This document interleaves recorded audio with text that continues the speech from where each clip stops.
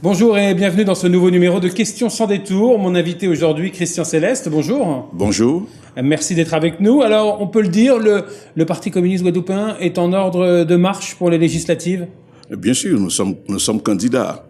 Et nos camarades qui sont sur le terrain, eh bien, ils sont bien décidés à apporter une parole nouvelle, des propositions nouvelles pour le pays. Ils veulent être et ils seront des députés pour la Guadeloupe. Ouais, comment ils ont été choisis?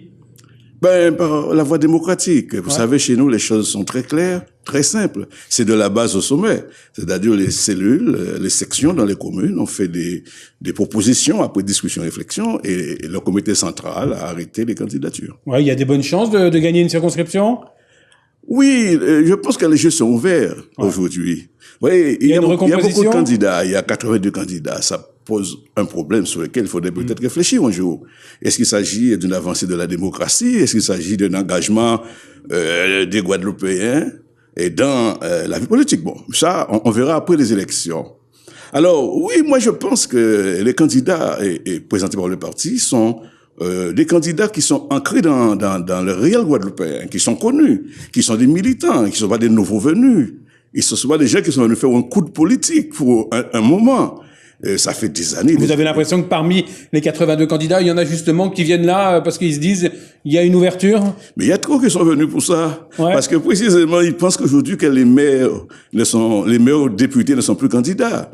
Et par rapport, effectivement, à la loi sur la limitation des mandats. Alors, beaucoup pensent qu'il y a une ouverture, il y a une possibilité. Il y a ceux qui pensent aussi que c'est l'occasion de tester leur popularité pour les prochaines élections municipales. Il y a tout ça. Mais oui, parce que c'est le dernier rendez-vous avant les municipales. Voilà. Mais nous, qui sommes dans le combat politique, tous les jours, sans arrêt, nous sommes candidats parce que nous pensons qu'il faut apporter une politique nouvelle dans notre pays. Il faut des candidats d'un type nouveau dans la filiation des députés communistes. Et vous trouvez que le communisme et que le Parti communiste guadeloupéen amène ce renouveau? Aujourd'hui, encore plus, depuis toujours. Nous posons des questions, bien sûr qui des fois dérangent, interpellent, mais des questions qui ouvrent sur l'avenir. Depuis l'existence du Parti communiste, nous avons toujours été, peut-être trop tôt, peut-être trop vite, à l'avant-garde des grandes questions structurant la vie du pays, le développement économique, la responsabilité, la morale en politique. Aujourd'hui, tout le monde reprend ça. Vous l'aviez prôné? Mais bien sûr. Depuis 1992, le parti a proposé au pays un code moral et éthique pour les élus en 10 points. Vous savez, en France, les ministres tels que Balladur à l'époque, et Seguin, président de l'Assemblée nationale, ont répondu à nos propositions, ont intégré ces propositions de moralisation dans le code électoral. Aujourd'hui, bon, on voit Macron vient avec des idées qu'on peut penser neuves, mais qui sont des idées que nous avons portées, que nous portons. Mais il y a une idée que personne ne veut reprendre en termes de moralisation de la vie politique. C'est la révocation d'un élu. C'est-à-dire en cours de mandat. C'est-à-dire donner la possibilité aux électeurs qui ont choisi un élu de le révoquer. Alors, comment? Il faut qu'il y ait une fraction d'électeurs, un certain nombre d'électeurs, qui, par voie référendaire, disent que cet élu-là, il ne remplit pas sa fonction. Donc il faut que plusieurs personnes signent une pétition. Oui, il faut une pétition, où il faut régler par un certain nombre d'électeurs cette demande pour dire que cet élu-là, il faut le révoquer parce qu'il ne remplit plus ses missions. Et c'est une mesure que vos candidats portent, là, aux législatives? Absolument. C'est une mesure phare dans notre proposition de moralisation. Il y a plusieurs, et effectivement, les points. Et il y a ce point-là que personne ne veut reprendre, parce que vous comprenez bien que les gens, quand ils s'installent dans le mandat d'élu, ils pensent que c'est pour 5-6 ans, tranquille le chat, on n'a pas de compte à rendre à personne, etc. On fait ses affaires. Nous, on dit que non. Si on se rend compte que l'élu, en cours de mandat, il passe à côté. Il a changé d'orientation politique, il ne remplit pas ses missions. En tout cas, c'est une priorité du nouveau président de la République, Emmanuel Macron. Vous jugez ses premiers pas comment, là? Difficile. Ah, difficile? Oui, il est bien emmerdé avec son histoire de morale en politique, là. Parce qu'il a été loin, il a été fort, il a voulu frapper fort. Mais vous voyez bien qu'il est embourbé, là, avec des gens, des ministres de chez lui, qui croient qu'on dit, ils racontent des clous, des légalités, mais enfin, en tout cas, tout le monde se rend compte qu'ils ont les mains dans le cambouis. Donc, Macron est bien emmerdé avec ça. Et ce n'est pas étonnant. Macron, c'est rien de nouveau. Macron, c'est un produit du système.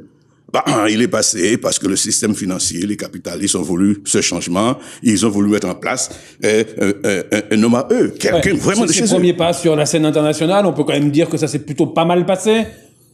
Non? Vous n'êtes pas de cet avis non plus?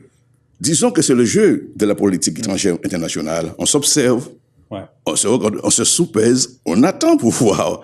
Bon, et comment il s'appelle, le président des États-Unis? Donald Trump. Bon, on dit qu'il a été bien avec Poutine Macron. également. Poutine aussi, mais c'est le jeu de la politique étrangère. On verra bien après les élections législatives, quand on connaîtra réellement les forces de Macron. Vous n'aviez pas donné de consigne de vote, hein, on se rappelle, pour la présidentielle. C'était pas possible. Oui. Jean-Luc Mélenchon, il vous plaît pas? On a voté Jean-Luc Mélenchon présidentiel au premier tour. Ah si.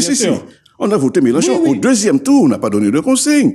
C'était une mascarade, cette histoire. Macron, Le Pen, ce sont deux candidats des finances, deux candidats de la bourgeoisie et du capital. Certes, il y a des différences. Bon, l'autre est là et Le Pen fait du racisme, de la xénophobie. Ça, c'est vrai. Il faut combattre ça. Mais moi, je dis que ce n'est pas en éliminant, par exemple, comment il s'appelle, Marine Le Pen au deuxième tour. Donc vous êtes rangé à ce qu'avait dit Jean-Luc Mélenchon. Pardon? Vous vous êtes rangé à ce qu'avait dit Jean-Luc Mélenchon de ne pas appeler à voter contre Marine Le Pen. On ne s'est pas rangé du tout. Nous, on a appelé à voter Mélenchon au premier tour. Ça, mais sans aucun accord avec Mélenchon. Ouais. Sans avoir rien demandé à Mélenchon. Sans qu'il nous ait rien demandé. Ça a été une démarche du Parti communiste de dire, voilà, ce gars-là, il a un projet quand même qui n'est pas mauvais sur le plan social. Est-ce qu'il incarne le renouveau d'une certaine extrême gauche, d'une certaine gauche? Moi, je pense que le renouveau s'inscrit dans aujourd'hui de la réorganisation des partis qui portent les espérances des classes sociales. Tant qu'on voudra faire croire aux gens que nous tous ces mêmes mondes, pas une classe sociale, il n'y a pas de différence. Il n'y a pas de gros, il n'y a pas de petit. Il n'y a pas de patron, il n'y a pas d'ouvrier. Attention, c'est pas la guerre que moi je dis là. Mais il y a une situation qui est réelle. Le gars qui gagne par mois 1200 fois le SMIC, il n'est pas dans la même situation que son ouvrier. Donc on ne peut pas tout mélanger. Certes, on peut avoir si on veut, des positions de principe en commun. La morale, le respect et des droits, l'égalité, etc., etc. Mais en termes de transformation sociale, en termes de développement économique, on n'est pas du tout aligné sur la même longueur d'onde. Et c'est pourquoi moi je pense qu'il faut des organisations, il faut des partis qui portent les revendications des classes. Ouais, notamment la classe ouvrière a besoin de... Ces partis-là ne font pas recette aux élections, on le voit bien ces derniers mois. Qui fait recette? C'est un homme qui l'a fait, là, Jean-Luc Mélenchon. La communication a fait recette. Macron, c'est un produit de la communication. On verra bien. Non. Hein? Mélenchon, non? Mélenchon, non, c'est pas la même chose. Mélenchon, c'est quelqu'un quand même qui a des racines. Il a une vraie conviction de transformation sociale. Et il a un projet humain. Il met au centre de son projet le respect, la défense des droits humains. Ça, c'est quelque chose. Il a ça. Et je pense que c'est ce langage-là, c'est ce projet-là qui a fait un peu sa popularité. D'accord? Mais il a, quelque part, je vais dire, un frein. C'est parce que lui aussi, il se situe dans cette mouvance de la bonne à Macron, les autres, c'est-à-dire que plus de partis politiques. Bon, ça, la France est soumise. Vous, au contraire, il faut remettre les partis au cœur. Oui. Moi, je dis que tant qu'on continuera à penser qu'il faut disparaître les partis politiques organisés, portant une idéologie, un projet de transformation sociale, on va au mur, droit dans le mur. Les députés élus, là, pour vous, pour le PCG, ils vont siéger où à l'Assemblée nationale? Écoutez, avec je Mélenchon? peux vous dire, non, s'il y a un groupe communiste à l'Assemblée nationale, il n'y a pas de souci, ils vont siéger au groupe communiste en France, ça c'est clair, comme ils l'ont toujours fait. Comme Lagavé l'a fait, comme Ibéné l'a fait, comme Ozan Girard l'a fait, comme Archimède l'a fait. Nous sommes dans la ligne des communistes. Ouais.